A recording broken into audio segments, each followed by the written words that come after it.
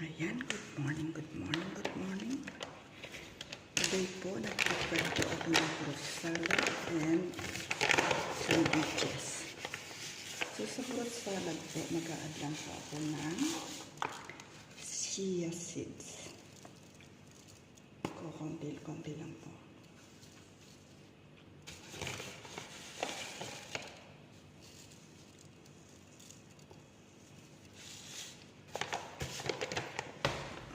Then,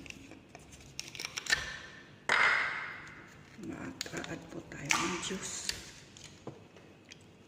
Mango juice.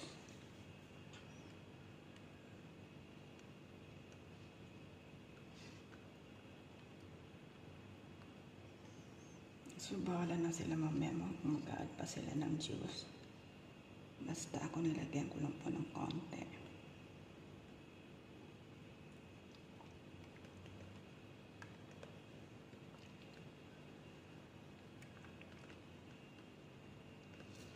So, ayan. Ready for school na po.